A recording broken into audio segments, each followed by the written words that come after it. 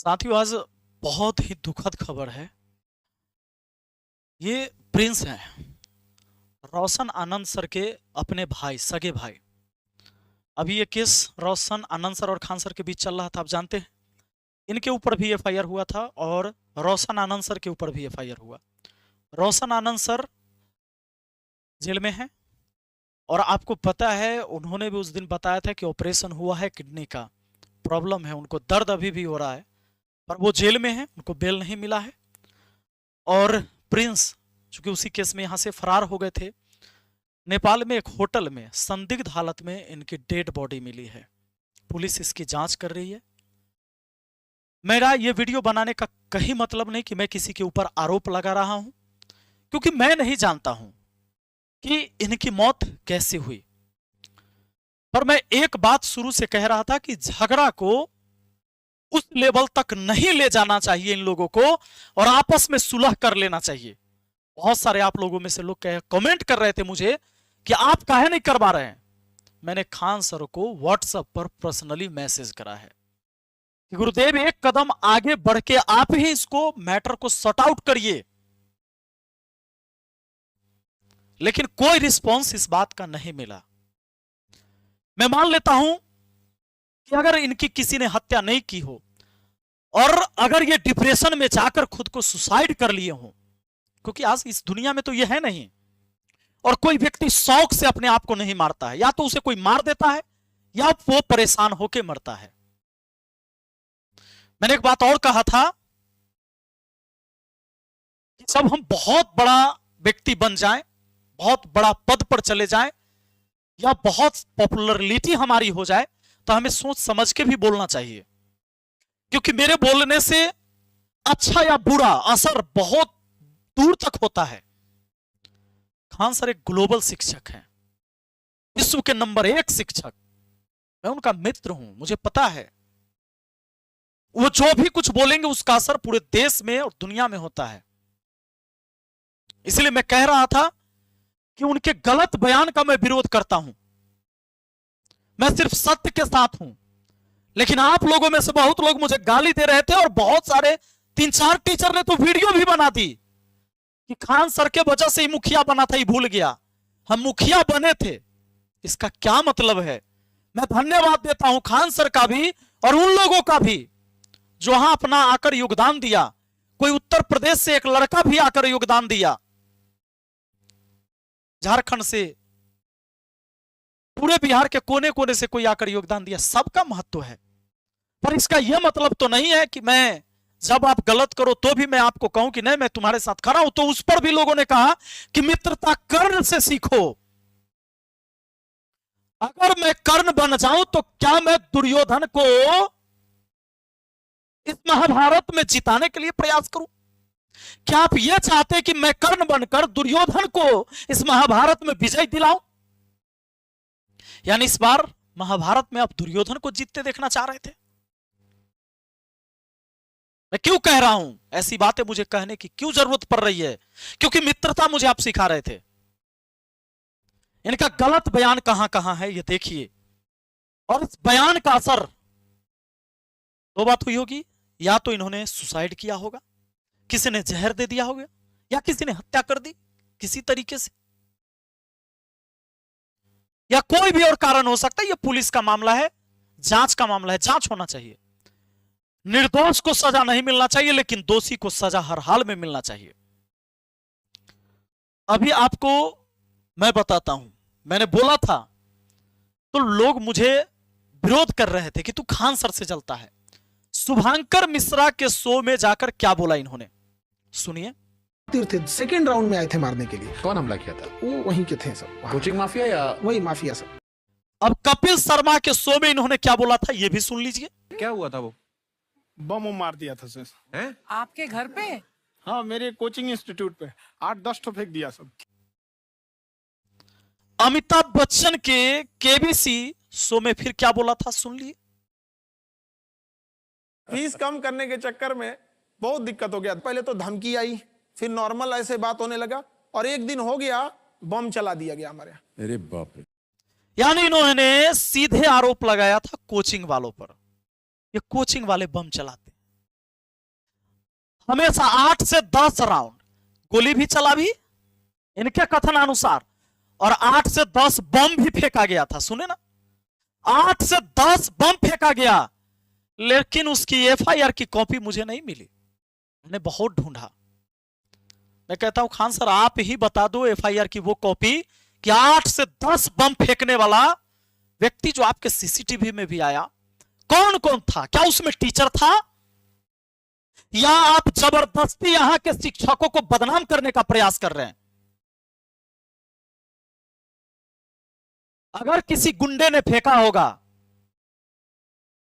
तो आप उसका नाम लीजिए, लेकिन यह कहना कि मैं सस्ता पढ़ाता हूं इसीलिए जलता है कोचिंग वाला से उसे बम चला देता है, इतना पटना के टीचर में हैसियत तो नहीं है कि कोई गोली और बम चलाए वहां जाके। और इस बार का बयान, चूंकि इतना बार आपको किसी ने रोका नहीं, क्यों नहीं रोका? क्योंकि फैन फॉलोअर ज्यादा है और लोग मानते हैं कि जिनके सब्सक्राइबर ज्यादा वो सबसे ज्यादा ईमानदार। तो बिहार में दूसरा सबसे बड़ा ईमानदार मैं हूं, क्योंकि खान सर के फॉलोअर के बाद शिक्षक में दूसरा सबसे ज्यादा फॉलोअर तो मेरा है, तो मुझे दूसरा सबसे बड़ा ईमानदार घोषित कर दो। क्या फॉलोअर तय करेगा कि आपकी ईमानदारी का प्रमाण पत्र? इन 3 जगह किसी ने नहीं रोका, क्योंकि अगर किसी ने रोकता तो उसको गालियां पड़ती। क्योंकि हमारा तो दुर्भाग्य है, हमारा देश का ही दुर्भाग्य है कि किसी को या तो हम देवता मानते हैं न तो किसी को हैवान मानते हैं। कभी हम राम रहीम को भगवान मानते हैं फिर उसको हैवान मानते हैं, कभी आसाराम को पहले हम भगवान मानते हैं फिर उसको हैवान मानते हैं।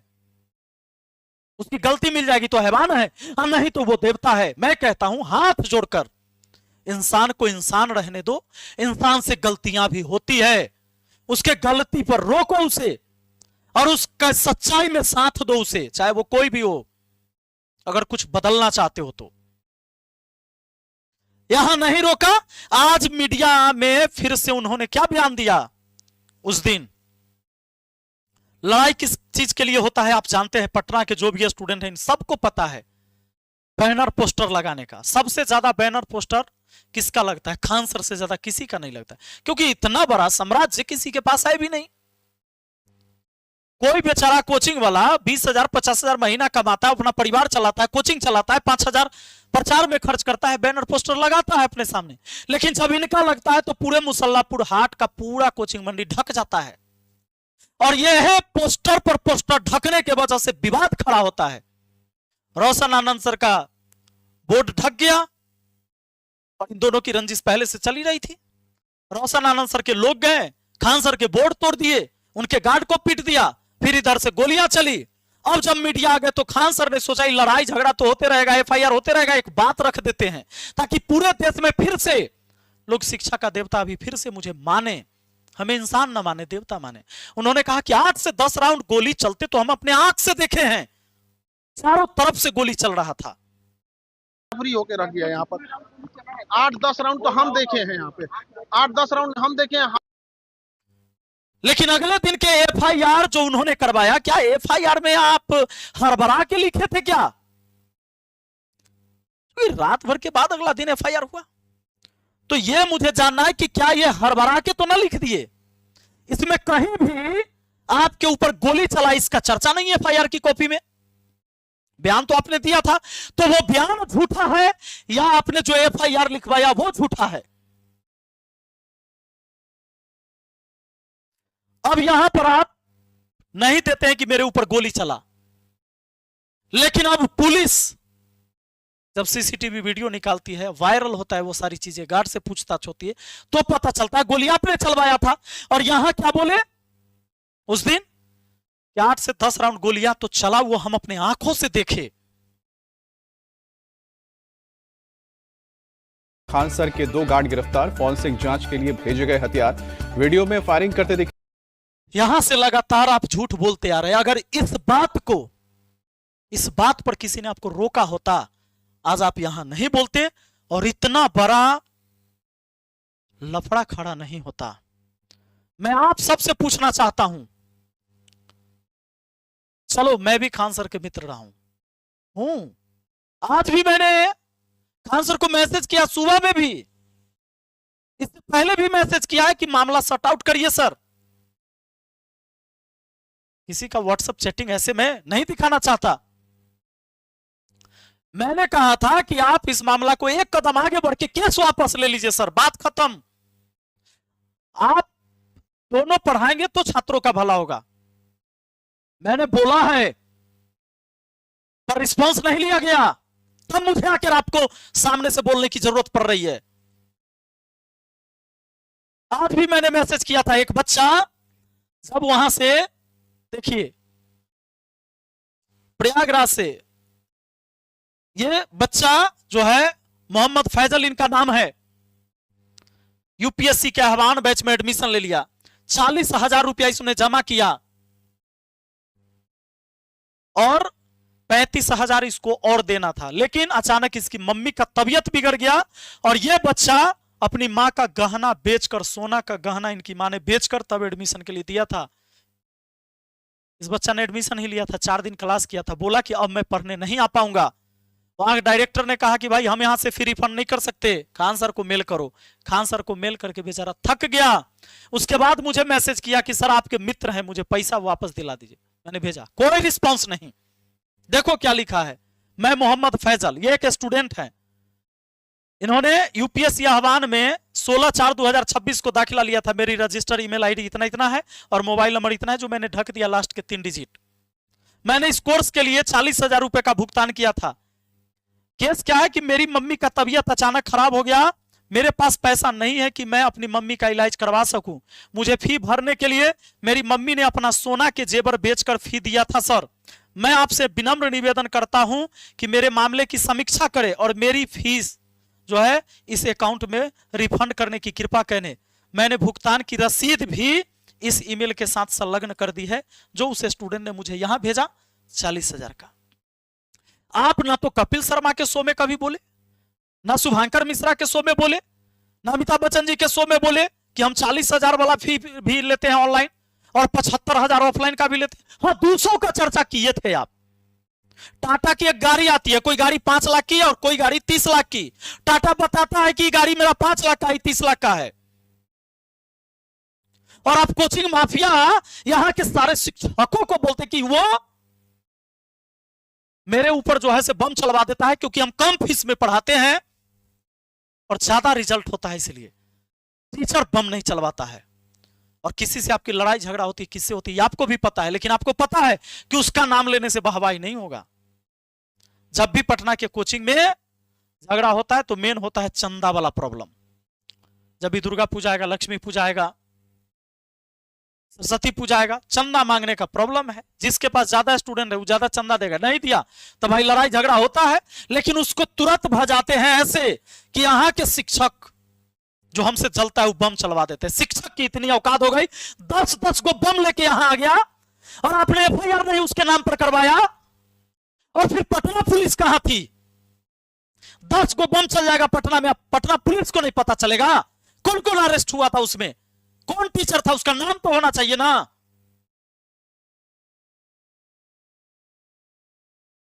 बाकी मैं तो आप लोग को समझा के थक गया, मैं कुछ नहीं कह सकता।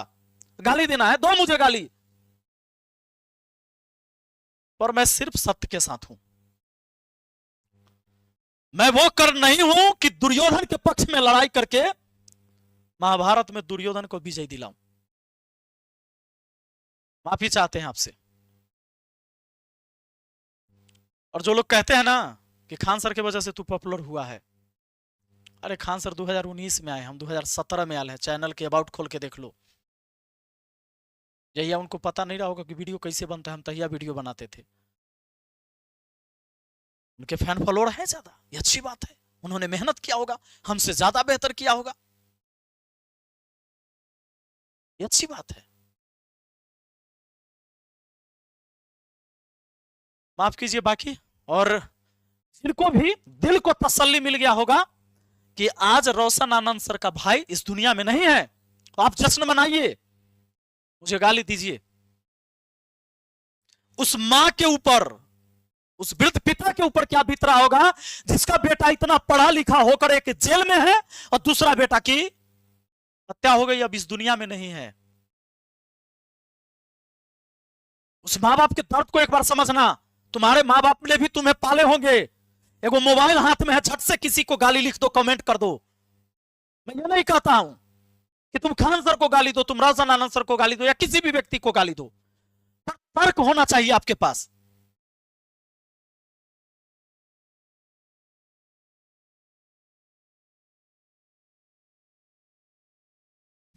छोड़िए।